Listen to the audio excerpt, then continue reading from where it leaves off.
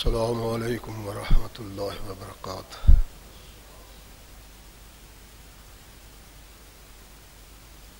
الحمد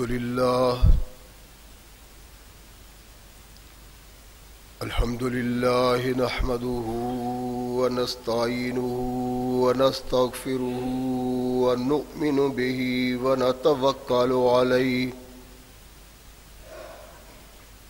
ونعوذ باللہ من شرور انفسنا ومن سیئات اعمالنا من يهده الله فلا مضل له ومن يضلل فلا هادي له ونشهد أن لا إله إلا الله وحده لا شريك له ونشهد أن محمدا عبده ورسوله أما بعد فأحسن الحديث كتاب الله وخير الهدي هدي محمد صلى الله عليه وسلم وشر الأمور محدثاتها وكل محدثة بدعة وكل بدعة ضلالة وكل ضلالة في النار أما بعد فأعوذ بالله السميع العليم من الشيطان الرجيم من حمزه ونفخه ونفسه بسم الله الرحمن الرحيم لقد كان لكم فيهم أسوة حسنة لمن كان يرجو الله واليوم الآخر ومن يتولى فإن الله هو الغني الحميد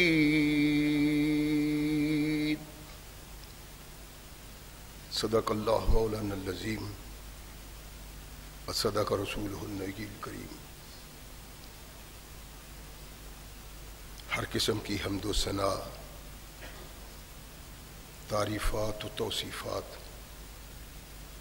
اس خالق و مالک کے لیے ہیں جس نے اس ساری کائنات کو تخلیق دیا اور اس کی حسن و آبادی کے لیے حضرت انسان کو تخلیق فرمایا۔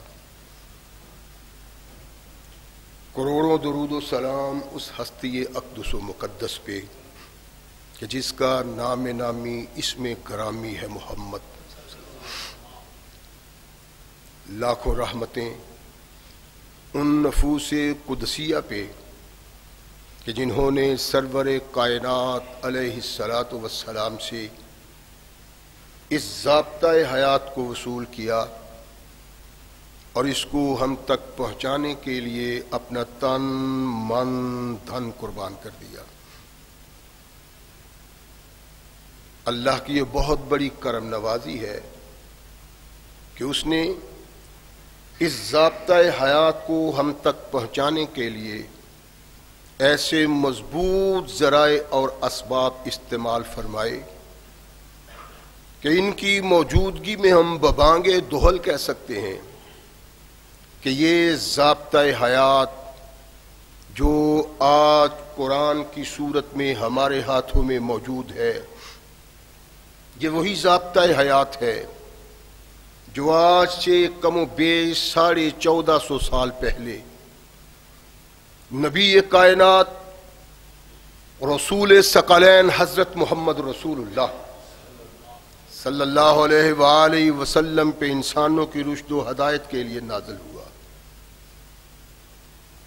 اللہ کی اس کرم نوازی پہ ہم جس قدر بھی اس کا شکریہ ادا کریں، کما حقہ اس کا شکریہ ادا نہیں ہوتا، اس لیے کہ یہ ضابطۂ حیات وہ دستور المتقی ہے کہ اگر انسان اس سے تعلق پیدا کر لے تو یہ قرآن اس کی دنیاوی زندگی میں ایک عظیم انقلاب پیدا کر دیتا ہے، اور اگر اس کو اپنے جسم و روح پہ جاری و طاری کر لیا جائے تو یہی وہ محض ضابطۂ حیات ہے جو انسان کو دنیا کے ساتھ ساتھ عقبہ کی کامیابی کی ضمانت بھی دیتا ہے۔ مگر سدحیف ایسے ضابطۂ حیات کی موجودگی کے باوجود آج ہم تختہ عرش پہ ایسی بد نصیبی کی زندگی بسر کر رہے ہیں کہ کوئی قوم ہم سے بڑھ کے بد نصیب نہیں ہے۔ اس کا سبب کیا ہے؟ کوئی مشکل بات نہیں ڈھونڈنا، اس کو صرف چند لمحات کے لیے اپنے اندر جھانکا جائے تو اگر ضمیر بیدار ہو تو اندر سے ہماری رہنمائی ہو جاتی۔ یہ بد نصیبی ہمارے اعمال کے سبب ہے۔ ہم اس قرآن سے بیگانہ زندگی بسر کر رہے ہیں، اور جن لوگوں نے اس قرآن کو جانا، مانا اور پرکھا، ان کی زندگیاں ہمارے سامنے نہیں۔ یعنی کامیابی کے لیے جن زینوں کو طے کرنا تھا ہم نے ان پہ قدم رکھنے کے متعلق سوچا بھی نہیں، اور یہی سبب ہے ہماری تباہی اور بربادی کا۔ خالق کائنات نے مختلف مقامات پہ ہماری رہنمائی کی ہے کہ قیامت تک آنے والے لوگ اگر نظر اٹھا کے قرآن کو دیکھیں،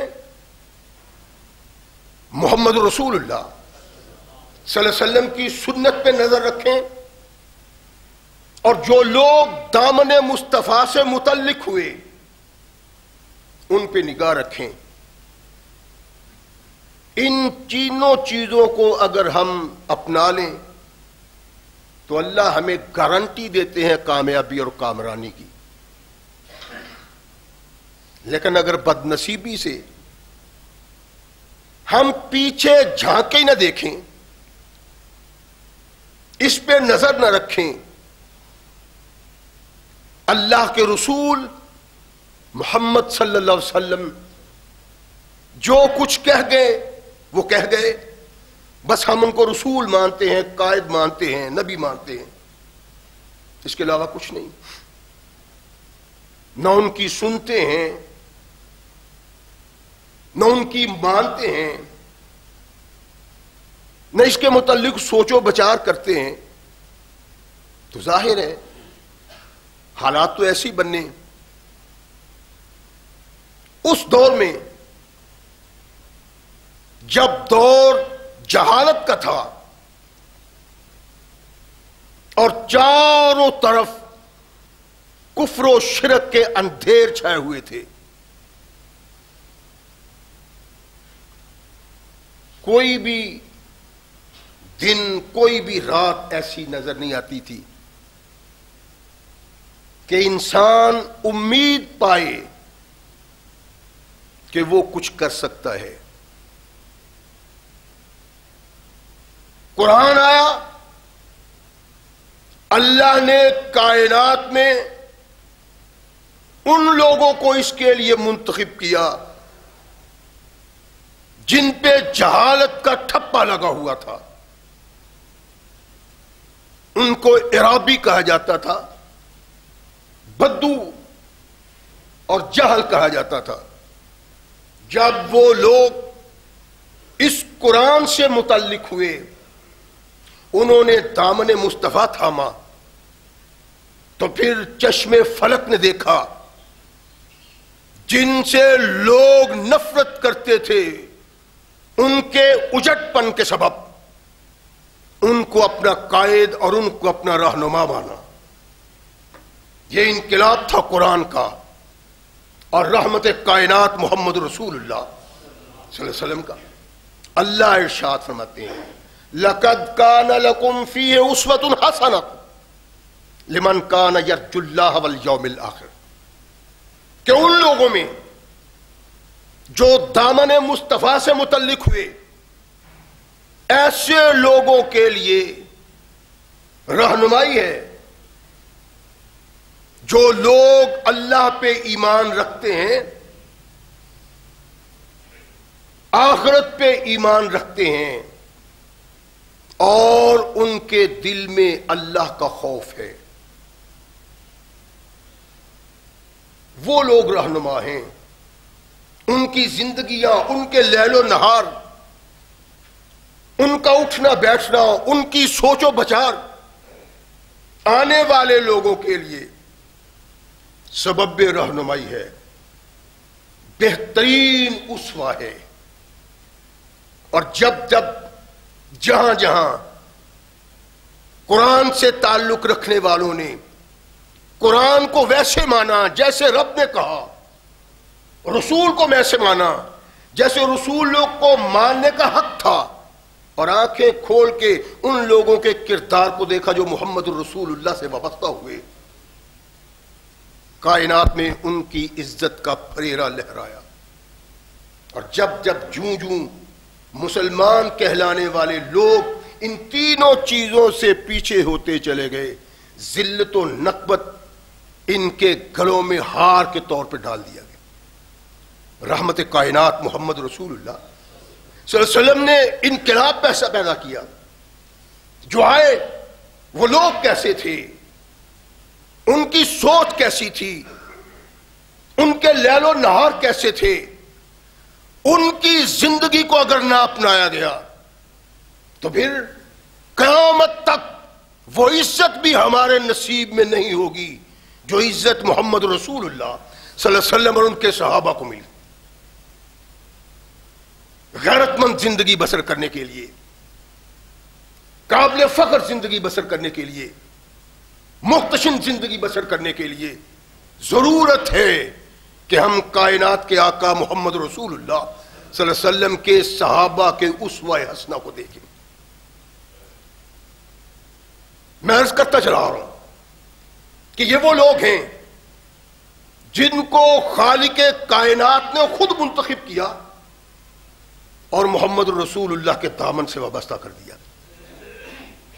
اب یہ کہ فلاں صحابی فلاں صحابی فلاں صحابی، گنتی کے چند صحابہ کا تذکرہ کر لینا اور ان پہ فخر و ناز کر کے بیٹھ جانا ہماری بد نصیبی کا سبب ہے. رحمت کائنات محمد رسول اللہ صلی اللہ علیہ وسلم اس کردار کے حامل تھے کہ جو بھی ان کے ساتھ وابستہ ہوا زمین سے اٹھا آسمانوں کی پناہیوں تک پہنچا. یہ کمال تھا محمد رسول اللہ کا، اور یہ کمال اگر کسی نے دیکھنا ہو تو وہ کائنات کے آقا محمد رسول اللہ کے صحابہ کی زندگیوں پہ نگاہ اٹھا دے. ہر آنے والا، ہر دامن سے وابستہ ہونے والا، ہر صحابی کہلانے والا وجہ ناز ہے مومن کے لیے اور مسلمان کے لیے. جہاں رحمت کونین علیہ الصلوۃ والسلام کے ہاں بڑے بڑے پڑھے لکھے، دانا بینا، عقل مند، ذی شعور، فہم و فراست کے مالک وابستہ ہوئے، وہاں رحمت کائنات محمد رسول اللہ صلی اللہ علیہ وسلم کے دامن سے وہ لوگ بھی وابستہ ہوئے جن کو اجٹ کہا جاتا تھا، جنگلی صحرائی لوگ، بدو، عرابی. لیکن جب جو بھی دامن سے وابستہ ہوا اس کے کردار کو اٹھا کے دیکھیں تو ایمان تازہ ہو جاتا ہے. رحمت کائنات محمد رسول اللہ صلی اللہ علیہ وسلم کے پاس آنے والے لوگوں میں آج دو افراد کا ذکر مقصود ہے. اگر اندر ایمان ہو، شمع جلتی ہو لیکن مدھم ہو، لائٹ ختم ہو رہی ہو، اگر ان صحابہ کے کردار کو دیکھیں تو وہ شمع دل کو روشن کر دیتی ہے، سرور آ جاتا ہے، ایمان بیدار ہوتا ہے، انسان کے اندر اللہ آ جاتا ہے، اس کو محمد رسول اللہ کی سمجھ آ جاتی ہے. اگر ان کو دیکھا جائے،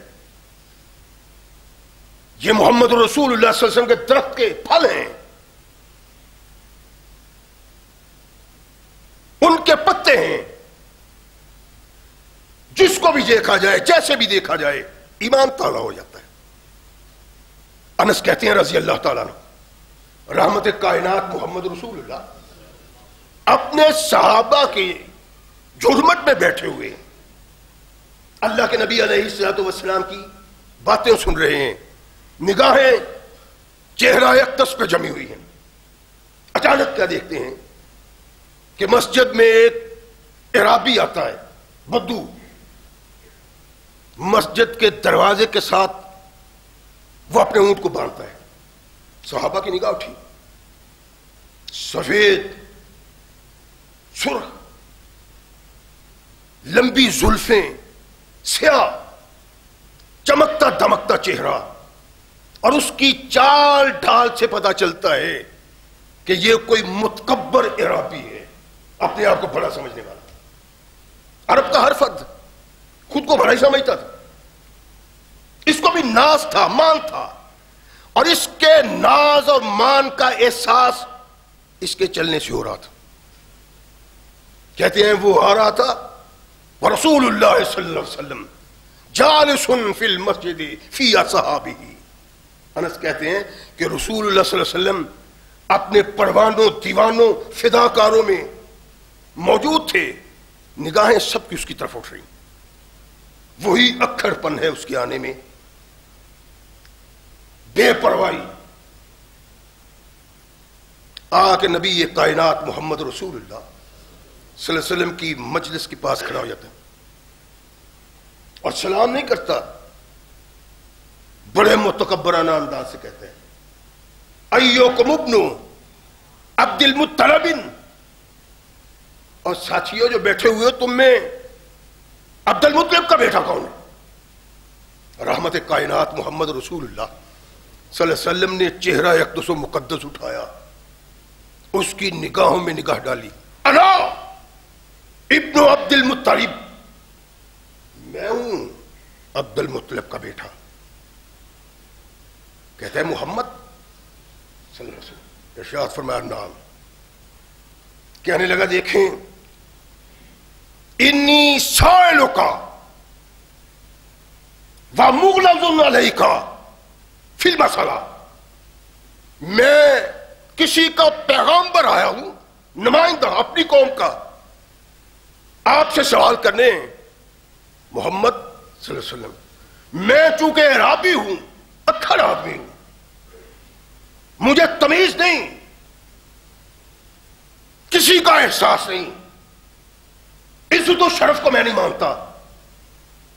بات میں نے کرنی ہے، اور ہو سکتا ہے میرے بات کرنے کا انداز ایسا ہو جس سے احساس ہوتا ہو یکھڑ آدمی ہے، جال آدمی ہے، بدو ہے، میں ہوں، اور ایسا ہو سکتا ہے. آپ اس سے ناراض تو نہیں ہوں گے؟ رحمت کائنات محمد رسول اللہ صلی اللہ علیہ وسلم کا ایک ایک لمحہ انسانیت کے لیے محبت اور پیار کی علامت ہے. جو یہاں آیا وہ کہیں نہیں گیا. صحابہ بیٹھے ہوئے تھے اور یہاں وہ بھی تھا جس کو ایک لمحہ محمد الرسول اللہ کی توہین کبھی گوارا نہیں ہوئی. ذرا کمی بیشی ہوئی میان سے تلوار تڑپ کے نکلتی ہے. رحمت کائنات محمد رسول اللہ صلی اللہ علیہ وسلم کو بھی اس بات کا احساس ہے. یہی نہیں کہ اس وقت اس دور میں آج بھی ہے کوئی بڑا آدمی بیٹھا ہوا ہو تو اس سے محبت پیار رکھنے والے تو ایک طرف ہیں، کچھ ایسے چمچے کچھے بھی ہوتے ہیں چودھریوں کے، بڑے لوگوں کے، M N A M P A کے، وہ کسی دوسرے آدمی کو بات نہیں کرنے دیتے کہ سرکار کی توہین ہوتی. یہ ہر جگہ ہے اور یہاں بھی ہے. رحمت کائنات محمد رسول اللہ صلی اللہ علیہ وسلم کے صحابہ بھی ایسے تھے. فاروق اعظم ایک لمحہ کے لیے یہ گوارا نہیں کرتے تھے کوئی شخص یوں بات کرے کہ میرے آقا محمد کی توہین ہو. بیٹھے ہوئے تھے. اب سبق مل چکا تھا، وگرنہ اس انداز سے مخاطب کرنے والا آدمی اپنے سر کو اپنے جسم کے ساتھ واپس نہ لے جاتا. فاروق کی موجودگی میں اللہ کے نبی محمد رسول اللہ صلی اللہ علیہ وسلم نے ان لوگوں کو سمجھایا تھا کہ میرے معاملہ میں تم مداخلت نہ کرو. اور یہ شخصیت ہی ایسی تھی جن کی آنکھوں سے آنکھیں مل جائیں تو دل میں ٹھنڈک پیدا ہوتی ہے. ان کی محبت پر ہی آواز کو سنا جائے جنت کی ہوا محسوس ہوتی ہے. محمد رسول اللہ ایسے ہی صحابہ تھے، وہ جنت کا نظارہ حاصل کرتے تھے رحمت کائنات محمد رسول اللہ کی باتوں میں. اللہ کے نبی علیہ الصلوۃ والسلام صحابہ میں بیٹھے ہوئے نا، ایک ایسا عرابی آتا ہے بدو ان پڑھ دیہاتی آدمی. اللہ کے نبی نے اپنے گلے میں یوں کپڑا لٹکایا ہوا تھا عرب کے دستور اور اصول کے مطابق. اس نے کپڑا پکڑا، کھینچا رسول اللہ کا، زور سے کھینچا، یہاں نشان پڑ گئے. فاروق اعظم اٹھے. اللہ کے نبی نے کہا بیٹھ جاؤ. کیا بات ہے؟ کہنے لگا محمد صلی اللہ علیہ وسلم ساری دولت مال و زر تم ہی اکٹھا کرتے رہتے ہو، ہمیں بھی ضرورت ہے، مجھے ضرورت ہے، دو مجھے. اللہ کے نبی علیہ الصلوۃ والسلام نے اس کو پکڑا، اپنے ساتھ لے گئے، کھلایا پلایا، محبت سے بات کی اس سے اور اس کو کہا تمہیں کیا چاہیے؟ یہ چاہیے. اللہ کے نبی نے دیا. ٹھیک ہے؟ ہاں. رحمت کائنات نے اور دیا. اب ٹھیک ہے؟ ہاں اور دیا.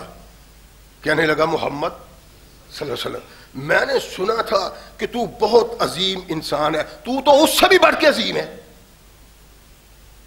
رحمت کائنات علیہ الصلوۃ والسلام نے اس کو پکڑا، وہ اپنے صحابہ میں لائے، ارشاد فرمایا کہ ان لوگوں میں جا کے بھی ایسے ہی کہہ دو، ان کو بڑا غصہ آیا تھا تمہاری اس انداز سے. صحابہ میں آیا، کہنے لگا یارو میں نے محمد کے متعلق سنا تھا بہت عظیم انسان ہے صلی اللہ علیہ وسلم، لیکن یہ تو اس سے بھی زیادہ عظیم نکلا ہے.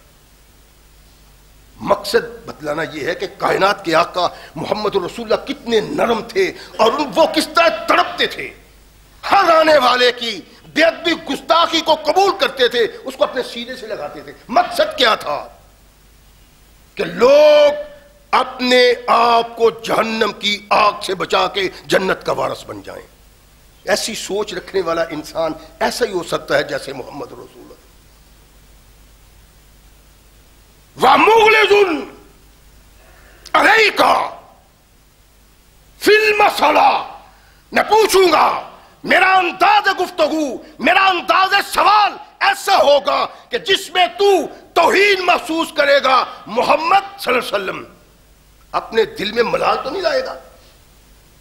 صحابہ دیکھتے ہیں اللہ کے نبی نے ارشاد فرمایا لا اجد فی نفسی، بے دھڑک ہو کے سوال کرو، تمہاری کسی بات سے محمد کو ملال نہیں آئے گا صلی اللہ علیہ وسلم. رحمت بری نگاہیں اس کے چہرے پہ گھڑی ہوئی ہیں.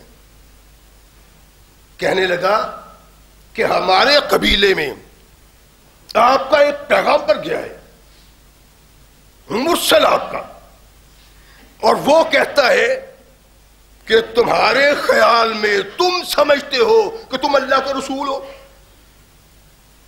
یہ نہیں کہا کہ آپ اللہ کے رسول ہیں, وہ کہتے ہیں آپ اللہ کے, کہتے نہیں, تمہارا خیال ہے, تم سمجھتے ہو. یہ بھی بے ادبی ہے. اللہ جانے اس کے دل میں کیا تھا. آتے ہی اس نے کہا کہ ملال نہیں کرنا دن میں. جان بوجھ کے کر رہا تھا, محمد کریم علیہ الصلوۃ والسلام کو آزما رہا تھا. رحمت کائنات علیہ الصلوۃ والسلام سے کہا کہ وہ کہتا ہے تم سمجھتے ہو کہ تم اللہ کے رسول ہو, اور تمہارا خیال یہ ہے کہ کائنات میں کوئی مشکل کشا حاجت روا نہیں, خالق و مالک نہیں, ایک اللہ ہے, اس کی عبادت کرو. یہ سب بت قابل نفرت ہیں, ان کے پلے کچھ نہیں, بیکار. انت قلت یا محمد صلی اللہ علیہ وسلم, کہتے ہو تمہارے پیغامبر نے کہا. اللہ کے نبی نے ارشاد فرمایا نام, ہاں ہاں میں یہ کہتا ہوں میرے پیغامبر نے سچ کہا ہے. کہنے لگا اچھا, فمن خلق السماء, یہ تو بتاؤ کہ آسمان کس نے پیدا کیے. آیا تھا کہ میں بدو ہوں, اجڑ ہوں, بات ایسے کروں گا جس سے تمہیں غصہ آ سکتا ہے. مجھے پہلے بتلاؤ کہ میری بات پہ غصہ تو نہیں کرو گے.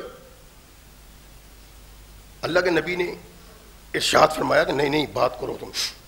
اور فاروق اعظم کہتے ہیں کہ ایسی گفتگو کرنے والا میں نے ساری زندگی میں کوئی عرابی دیکھا ہی نہیں جیسی گفتگو اس نے کی.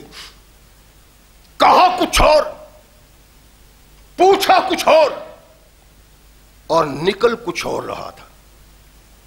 فمن خلق السماء, یہ بتاؤ یہ اتنا بڑا آسمان جو ہے اس کو بنانے والا کون ہے, کون اس کو تھامے ہوئے ہے, کس نے اس کو کھڑا کیا ہے. اللہ عز و جل, اللہ نے. فمن خلق الارض والجبال, یہ زمین, یہ پہاڑ کس نے تخلیق دیے. فرمایا اللہ عز واجل. کہنے لگا فمن جعل فیہا المنافع, زمین پیدا کی, آسمان پیدا کیا, پہاڑ کھڑے کیے, ان میں منافع کی چیزیں پیدا کی, وہ کرنے والا کون ہے؟ اللہ. کیا عرب کے بدوؤں, عرابیوں, عرب کے شہریوں کا یہی خیال تھا؟ نہیں.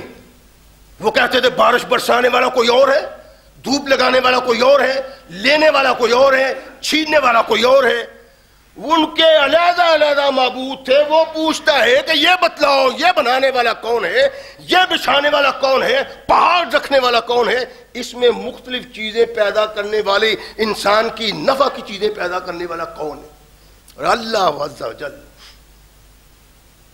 اچھا, کہنے لگا محمد صلی اللہ علیہ وسلم فبالذی خلق السماء والارض ونصب الجبال وجعل فیہا منافع, اس اللہ کی تجھے قسم دیتا ہوں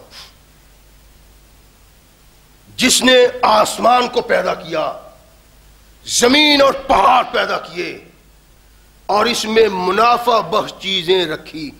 اللہ ارسل الی الناس کلہم, جو تو جس بات کا اظہار کرتا ہے, میں تجھے اس رب کی قسم دیتا ہوں جس کو آسمانوں کا تخلیق کار, زمین کا تخلیق کار, پہاڑوں کا تخلیق کار اس میں اجزائے فائدہ رکھنے والا سمجھتا ہے، اس رب کی قسم دیتا ہوں کیا اس نے تجھے ساری کائنات کے انسانوں کے لیے مبعوث کیا ہے؟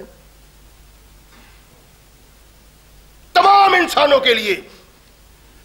آنے والے بدو اور اعرابی کے سوال میں اتنا زبردست مسئلہ تھا کہ عام لوگ اس کا تصور نہیں کر سکتے۔ کہا کیا تمہیں اللہ نے تمام لوگوں کے لیے بھیجا تھا؟ یعنی رحمت کائنات محمد رسول اللہ صلی اللہ علیہ وسلم نے ابتدائی قدم میں اس بات کا اظہار کیا کہ اس زمین آسمان کے اوپر اللہ رہتا ہے، زمین پہ محمد ہے۔ اللہ کی رہنمائی کتاب کی صورت میں، محمد کی رہنمائی حدیث کی صورت میں، اب قیامت تک کوئی دوسرا انسان یہ شرف پا ہی نہیں سکتا، صرف کائنات کے آقا محمد رسول اللہ کی شرف۔ ایک آپ کو یہ ادو، اس لیے عمر فاروق نے کہا تھا نا، میں نے اتنا بہترین گفتگو کرنے والا کوئی بدو دیکھا ہی نہیں۔ اور رحمت کائنات محمد رسول اللہ صلی اللہ علیہ وسلم نے ارشاد فرمایا کہ زمام ایک عقل مند دانا انسان ہے۔ جس بدو کو کائنات کے آقا محمد رسول اللہ صلی اللہ علیہ وسلم دانا انسان کہیں، اس سے بڑھ کے دانش مند اور عقل کون ہو سکتا ہے؟ اللہ کے نبی علیہ الصلوۃ والسلام نے کہا واللہ نام، اللہ کی قسم ہاں مجھے اللہ نے بھیجا ہے انسانوں کی طرف۔ کہتے ہیں اچھا تمہارا پیغمبر مرسل تمہارا یہ کہتا ہے کہ جو لوگ دامن محمد سے وابستہ ہو جاتے ہیں، توحید سے وابستہ ہو جاتے ہیں، لا الہ الا اللہ کہتے ہیں، محمد رسول اللہ کہتے ہیں صلی اللہ علیہ وسلم، ان لوگوں کے لیے اللہ نے 24 گھنٹوں میں 5 نمازیں فرض کی ہیں۔ فَبِالَّذِي أَرْسَلَكَ بِالْحَقِّ اللہ أَمَرَكَ بِهَذَا، محمد صلی اللہ علیہ وسلم تجھے رب کی قسم دیتا ہوں جس نے تجھے رسول بنا کے بھیجا ہے بقول تیرے، کیا رب نے کہا ہے کہ جو محمد کے دامن سے وابستہ ہو اس کے لیے 24 گھنٹوں میں 5 نمازیں ہیں؟ ارشاد فرمایا نام، یعنی مسلمان اسلام قبول کرنے والا، محمد رسول اللہ صلی اللہ علیہ وسلم کو قائد اور رسول سمجھنے والا، اللہ کی توحید سے وابستہ ہونے والا، دن میں 24 گھنٹوں میں 5 نمازیں پڑھنا اس کے لیے لازمی ہے۔ سوال کرتا ہے اجٹ بدو، جس کو عرب کے لوگ جاہل سمجھتے تھے، سوال ایسے کرتا ہے کہ قیامت تک کے انسانوں کے لیے، مسلمانوں کے لیے ایک سوچ ہے کہ محمد صلی اللہ علیہ وسلم تجھ سے وابستہ ہونے والا، توحید سے وابستہ ہونے والا انسان، کیا واقعی اللہ نے کہا اللہ امرک بہذا کہ یہ 5 نمازیں پڑھے؟ نام، ہاں یہ مجھے اللہ نے کہا ہے۔ یعنی کائنات کے آقا محمد رسول اللہ صلی اللہ علیہ وسلم پہ ایمان لانے والا ایمان کا اظہار کرتا ہے، ایمان کے اظہار کے بعد وہ 5 وقت کی نماز نہیں پڑھتا تو وہ اس محمد رسول اللہ کو نہیں مانتا۔ بدو کا یہ سوال تھا اور محمد رسول اللہ کا یہ جواب۔ جائے نا ذرا، اللہ کہتے ہیں آمنو کما آمن الناس، ویسے ایمان کا اظہار کرو جیسا ایمان میرے محمد کے صحابہ کا تھا۔ اگر وہ ایمان نہیں ہے تو وہ ایمان اللہ کے نزدیک قابل قبول نہیں ہے جو اسے بغاوت میں رہتا ہے۔ تیرے رب نے کہا ہے 24 گھنٹوں میں 5 نمازیں، کہا ہاں جس کا رشتہ مجھ سے ہو جاتا ہے، جس کا تعلق مجھ سے ہو جاتا ہے، جو مجھ کو قائد اور رسول مانتا ہے، اس کے لیے لازم و ملزوم ہے کہ وہ 5 نمازیں 24 گھنٹوں میں پڑھیں۔ کبھی سوچیں،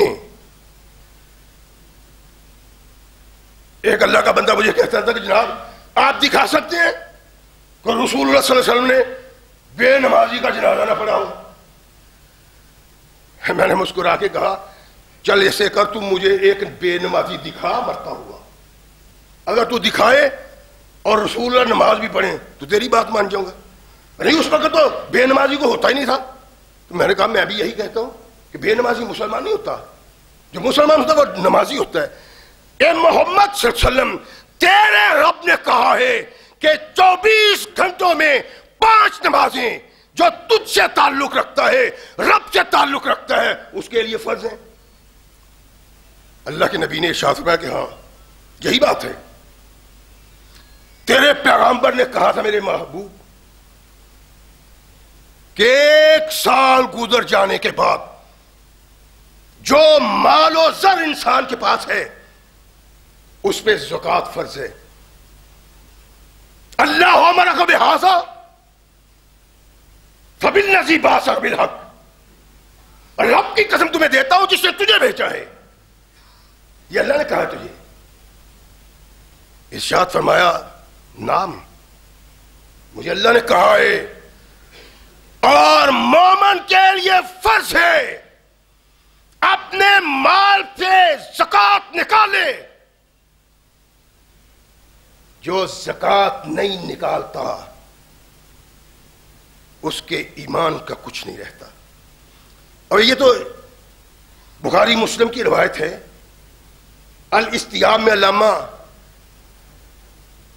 ابن عبد البر رحمہ اللہ نے اس کو نقل کیا ہے. ایک اور روایت ہے، کہتے ہیں محمد صلی اللہ علیہ وسلم یہ 5 نمازیں میں ادا کروں اس سے زیادہ تو مجھ پہ کچھ نہیں. ارشاد فرمایا نہیں مگر جو تو اللہ کی رضا کے لیے خوشی سے پڑھے، نوافل سنت وغیرہ. زکوٰۃ فرض ہے سال بعد، اس سے ہٹ کے فرمایا نہیں اگر تو خوشی سے صدقات کرنا چاہے تو. تیرا پیغمبر کہتا تھا کہ سال کے بعد 1 مہینہ کے روزے رکھنے ہیں. تیرا دین یہ ہے، تیری رہنمائی یہ ہے، تیری کتاب یہ کہتی ہے، تیرا کردار یہ کہتا ہے، تیرا یہ واز کہتا ہے. محمد صلی اللہ علیہ وسلم بتاؤ مجھے اللہ امرک بہذا. ارشاد فرمایا ہاں. حج کے متعلق پوچھتا ہے. رحمت کائنات محمد رسول اللہ صلی اللہ علیہ وسلم نے ارشاد فرمایا کہ ہاں ہاں نعم، میرا اللہ مجھے کہتا ہے میں یہ اللہ کا پیغام انسانوں تک پہنچاتا ہوں. یہ 5 چیزیں مسلمانوں کے لیے لازم و ملزوم ہیں. سوچنا میں نے اور آپ نے، اگر میں کسی چیز کا باغی ہوں تو اللہ نے مجھے گرفت کم نہیں کرنی، بلکہ ممبر رسول پہ کھڑا ہونے والا زیادہ اللہ کے نزدیک مجرم ہے اگر وہ نہیں کرتا جو اللہ کے نبی نے کہا اور جو اللہ نے قرآن میں کہا ہے.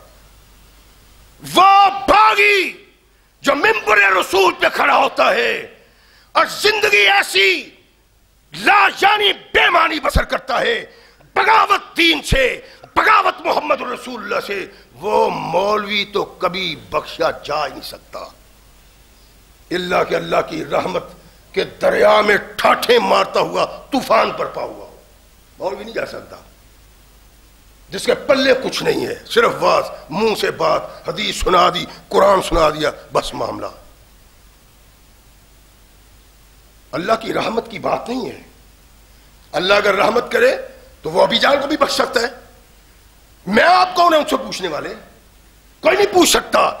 اللہ جس کو چاہے بخش دے، لیکن قرآن اور محمد الرسول اللہ کے فرمان کے مطابق وہ باغی مولوی جو ممبر رسول پہ کھڑا ہوتا ہے، قرآن سناتا ہے، حدیث سناتا ہے اور زندگی ایسی بسر کرتا ہے کہ لوگ نفرت کرتے ہیں اس سے، اس کے کردار سے. اس نے کہاں جانا ہے؟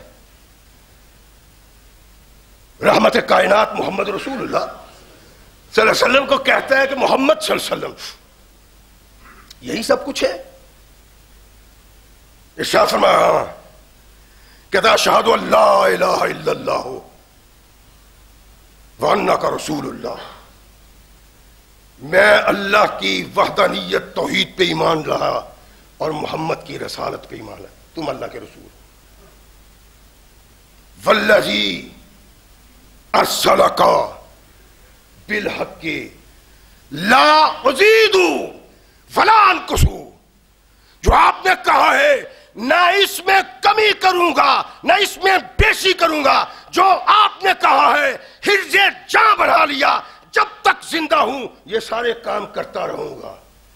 رحمت کائنات محمد الرسول اللہ سے بات کرنے والا، تکبر سے آنے والا، نخوت سے چلنے والا، انانیت کا شکار، جب کائنات کے آقا محمد رسول اللہ سے جدا ہو کے جاتا ہے اس کے دل میں رب سما چکا ہوتا ہے.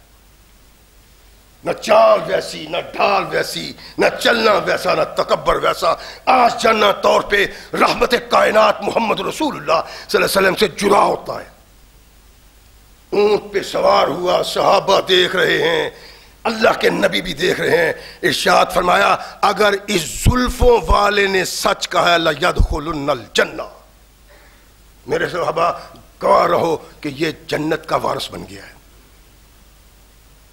یہ ایمان تھا صحابی کا. اب کردار ہے. ان کو قوم نے بھیجا تھا، بنو اسد بن بکر نے. وہ منتظر تھے. مورخین نے مختلف چیزیں بیان کی. ایک تو یہ کہ یہ عرابیوں میں سمجھدار تھا اس لیے منتخب کیا. ایک یہ کہ نہیں، یہ ان لوگوں کا سردار تھا اور وہ سمجھتے تھے کہ اگر محمد کی بات سننی ہے، ماننی ہے، تو پھر وہ آدمی جائے جو شعور رکھتا ہے، سمجھ رکھتا ہے، جو کچھ پا کے آئے گا.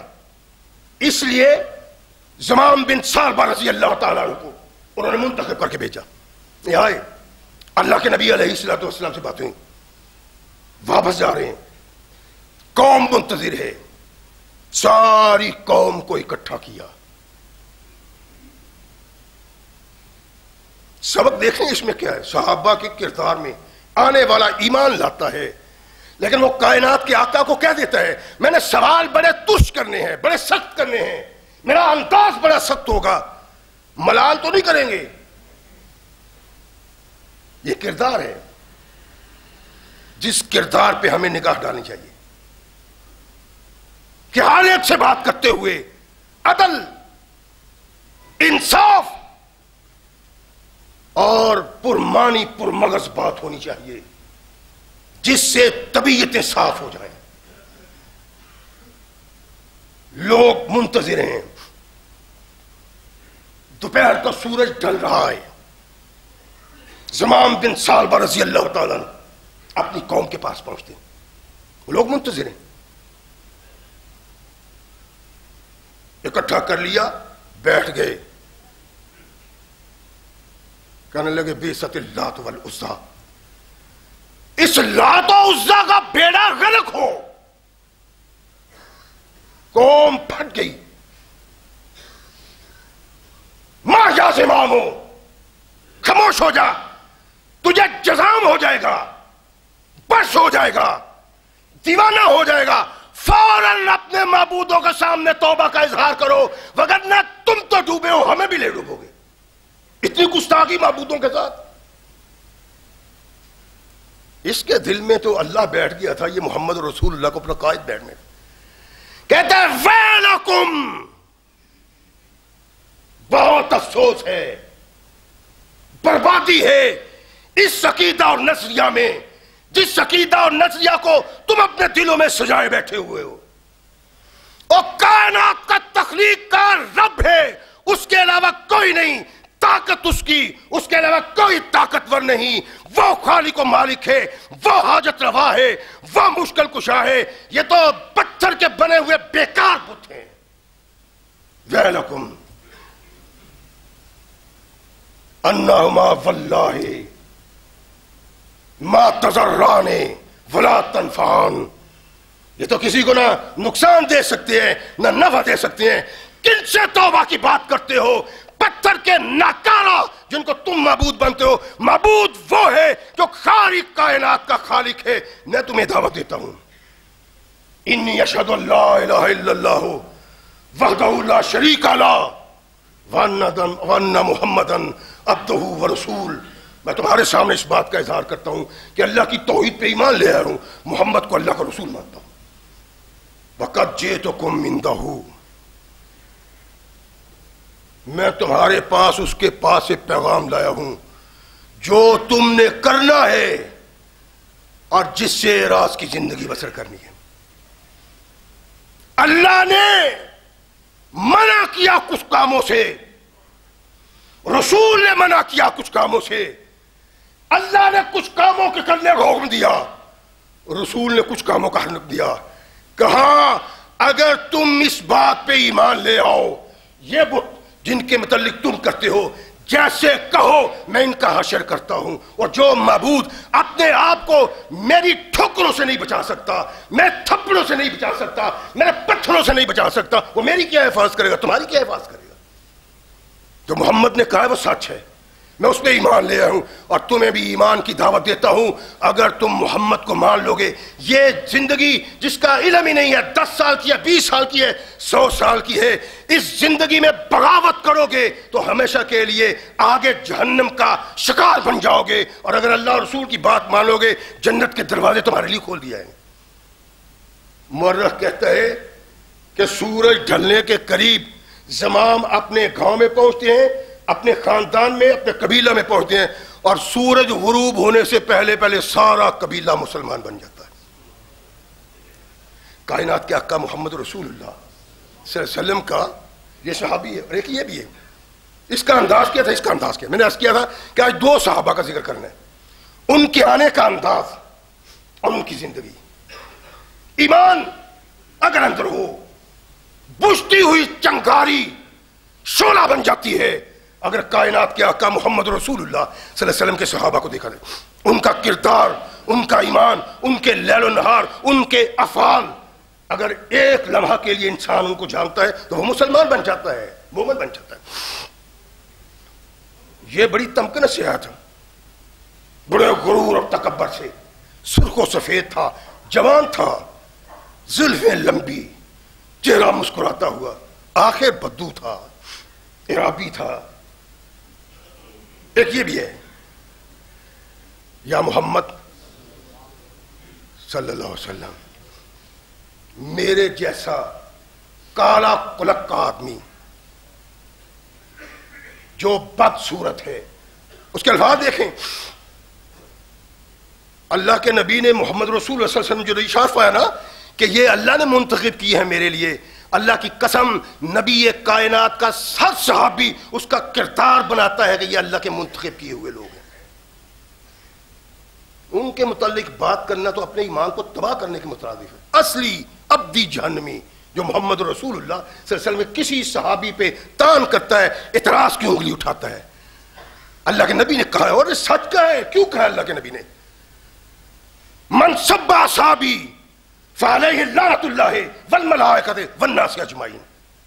ایسا ملعون اسی قابل ہے کہ وہ ایسے لوگوں کو اگر برا کہتا ہے جنہوں نے دنیا میں وفا کو شناسا کرایا ہے، پہچان کروائی ہے، جس نے وفا کو زندگی دی ہے، اور جنہوں نے وہ کردار پیدا کیا ہے جس کردار کو دیکھ کے آدمی زمین بھی نقبتوں سے اٹھ کے آسمان کی پنہائیوں تک پہنچ سکتا ہے. محمد صلی اللہ علیہ وسلم میری شکل و صورت دیکھیں، بڑی بری ہے، اور لوگ تو میری طرف دیکھتے ہی نہیں. کالا کلکا، میں جنت میں چلا جاؤں گا. رحمت کائنات محمد رسول اللہ صلی اللہ علیہ وسلم کا مسکراتا چہرہ، آنکھوں میں رحمت کا نزول، جب انسان کی آنکھوں سے دل میں جاتا ہے تو سرور آ جاتا ہے. چلا جاؤں گا. ارشاد فرمایا والذی نفس محمد بیدہ، اس ذات کی قسم جس کے قبضہ اختیار میں محمد کی جان ہے، تو ضرور جنت میں جائے گا اگر اللہ کی توحید پہ ایمان لائے اور میری رسالت پہ ایمان لائے. جنت میں جائے گا. اشہد ان لا الہ الا اللہ واشہد انک رسول اللہ. اچھا، میرے جیسا بدصورت آدمی، کالا بھدا، میں ایمان لاتا ہوں تیرے اللہ پہ بھی اور تیرے رسول ہونے پہ بھی. ٹھیک ہے، رحمت کائنات محمد رسول اللہ صلی اللہ علیہ وسلم کا یہ صحابی اتنا کالا تھا، اتنا بھدا صحابی تھا شکل و صورت کے لحاظ سے کہ واقعی لوگ اس طرف دیکھتے نہیں تھے. لوگ صحابی معاشرے میں رہنے والے لوگ سعد الاسود کہتے تھے اسے. آپ نے سعد نامی نام تو بہت سنے ہیں نا، سعد بن معاذ، سعد بن جبل، سعد بن عبادہ، یہ سارے نام سنے ہیں بڑے بڑے صحابہ کے. لیکن ایسے صحابیوں کا نام آپ نے کبھی نہیں سنا جن کے کردار کا ہر رخ دل میں ایمان کی شمع روشن کر دیتا ہے. تمام صحابی ایسے. 2-3-4 دن کے بعد مختلف روایات ہوتی ہیں، میں ان سب کو اکٹھا کر کے ایک بات بنا کے بتاتا ہوں. مختلف روایتیں اسی دن، 1-2 دن بعد، 5-4-6 دن بعد صحابی بیٹھے ہوئے آیا، کہنے لگا آقا میں نے سارے آپ کے صحابہ اور اپنے بھائیوں کو درخواست کی ہے کہ میں شادی کرنا چاہتا ہوں، کوئی اپنی بچی کی میرے ساتھ شادی کر لے. پہلے اس نے پوچھا ہے میرے اندر اور ان لوگوں کے اندر کوئی فرق ہے؟ ارشاد فرمایا نہیں، جو تیرے حقوق ہیں وہی ان کے، جو تجھ پہ فرائض عائد ہوتے ہیں وہی ان پہ، ان میں اور تم میں کوئی فرق نہیں. اب 3-4 دن بعد کہتے ہیں کہ میں نے ان سارے لوگوں کو کہا ہے جو آپ کے پاس بیٹھے ہوئے ہیں ان کو بھی کہا ہے، اور جو باہر ہیں نہیں آئے ان کو بھی کہا ہے. آپ جانتے ہیں اس صحابی کا نسب نامہ کسی تاریخ میں نہیں، جتنی میں نے پڑھی ہوئی ہیں. کہتے ہیں ان کے نسب کا ہی نہیں پتا، اس کے باپ کا ہی نہیں پتا، لیکن یہ پتا ہے کہ قریشیوں سے تعلق رکھتا ہے. نسب نامے کا پتہ. اللہ کے نبی میں نے سب لوگوں کو کہا، کسی نے مجھ کو، میری اس دعوت کو، میری اس درخواست کو قبول نہیں کیا، اس لیے کہ میں بھدا ہوں، میرے ہونٹ موٹے موٹے ہیں، میری ناک موٹی موٹی ہے، میری آنکھیں چھوٹی چھوٹی ہیں، کان بڑے بڑے ہیں، رنگ اتنا سیاہ ہے کہ اس سے بڑھ کے سیاہ رنگ ہو ہی نہیں سکتا. اس لیے میری درخواست ہی کسی نے نہیں مانی. میرے آقا رحمت کائنات محمد رسول اللہ، اللہ کی قسم کائنات میں ایسا انسان دوسرا اللہ نے تخلیق کیا ہی نہیں جیسے محمد رسول اللہ. اللہ کے نبی نے اٹھتی ہوئی نگاہ اس کالے توت حبشی کی نگاہ پہ ڈالے اور ارشاد فرمایا اچھا اگر تیرا کوئی نکاح نہیں کرتا تو محمد تیرا نکاح کرے گا. جس آدمی کے سامنے کائنات کے آقا محمد رسول اللہ صلی اللہ علیہ وسلم کے صحابہ کا نام آئے، ان کا کردار آئے، اس کی زبان سے رضی اللہ نہ نکلے تو وہ جل جانے والی زبان ہے. ایسا کالا توت آدمی جس کی طرف کوئی دیکھ نہیں، وہ خود کہتا ہے مجھ جیسا بھدا آدمی. رحمت کائنات محمد رسول اللہ صلی اللہ علیہ وسلم نے ثقیف کے بہت بڑے لینڈ لارڈ آدمی کی طرف پیغام بھیج کہ جاؤ اس کو جا کے کہو امروں کو کہ محمد نے تیری بیٹی کی شادی میرے ساتھ کر دی ہے. لو جی کلمے شلمے پڑھنے والی بات گئی. رحمت کائنات محمد رسول اللہ صلی اللہ علیہ وسلم نے ارشاد میں جاؤ اس کو کہو میں نے تیری بیٹی کا نکاح تجھ سے کر دیا ہے. بڑا خوش ہے، بھاگم بھاگ عمروں کے گھر جاتا ہے. کنڈی کھٹکھٹائی، کون ہے؟ سعد الاسود. کیا بات ہے؟ آ جاؤ آگے. کہنے لگا رحمت کائنات محمد رسول اللہ صلی اللہ علیہ وسلم نے مجھے بھیجا ہے. کیوں؟ وہ کہتے ہیں تیری بیٹی کا نکاح انہوں نے میرے ساتھ کر دیا ہے. کہنے لگا اپنی شکل دیکھی ہے تم نے؟ نکل جاؤ یہاں سے. کون ہو تم؟ دھکے دیے، برا بھلا کہا، نکال دیا گھر سے. بیٹی بھی سن رہی تھی. وہ چھلانگ کے باہر آئی، کہنے لگی بابا کیا کہہ رہے ہو؟ او جانے والے واپس آؤ. اگر کائنات کے آقا محمد رسول اللہ صلی اللہ علیہ وسلم نے تیرے ساتھ میرا نکاح کر دیا ہے، کائنات میں مجھے کوئی محبوب نہیں، تم ہی محبوب ہو. آ جاؤ اور محمد رسول اللہ کے صحابہ اور صحابیات کو دیکھو، ایمان کو تازہ کرو وگرنہ مر جانا ہے وہاں. آ جاؤ. تاریخ میں کہ اس نے سنا نہیں، جلدی جلدی جا رہا، چڑکیں کھائی ہیں، دھکے ملے ہیں، جلدی جلدی جا رہا ہے. یہ جا رہا ہے، لڑکی اپنے باپ سے مخاطب ہوتی ہے، بابا فوراً جا کے اپنی عاقبت بچاؤ وگرنہ اللہ کے عذاب کا شکار بن جاؤ گے. تم نے محمد رسول اللہ صلی اللہ علیہ وسلم کے بھیجے ہوئے انسان کو دھکے دے کے نکال دیا ہے، برا کہہ کے نکال دیا ہے. فوراً جاؤ وگرنہ عاقبت بگڑ جائے گی، جنت جہنم بن جائے گی. کائنات کے آقا محمد رسول اللہ صلی اللہ علیہ وسلم کا وہ پیغام نہ مان کے، جس پیغام کو سن کے میرا بھی سینہ پھٹ جائے، آپ کا بھی سینہ پھٹ جائے، وہ اگر نہیں مانا صحابی نے. بیٹی کہتی ہے تیرا ایمان کا بیڑا غرق ہو گیا، تیری عاقبت کا بیڑا. جاؤ بھاگم بھاگ. ادھر وہ حبشی پہنچتا ہے، ادھر عمر پہنچ جاتا ہے. اللہ کے نبی السلام علیکم. فرمایا تم ہو جس نے محمد کا بھیجے ہوئے کو واپس کر دیا اور جھٹکیاں دی ہیں؟ اللہ کے نبی غلطی ہو گئی. میں یہ سمجھتا تھا کہ ایسا آدمی ایسی لڑکی کے ساتھ محمد رسول اللہ کیسے وابستہ کر سکتے ہیں؟ خوبصورت، اور خوبصورت نہیں، خوبصورت ترین، چہکتی مہکتی، جو دیکھے آنکھیں ہٹ نہ ہٹیں، کیسے محمد رسول اللہ بھیج سکتے ہیں؟ میں اس کا واقف ہی نہیں تھا اللہ کے نبی، اس لیے میں نے یہ کیا ہے.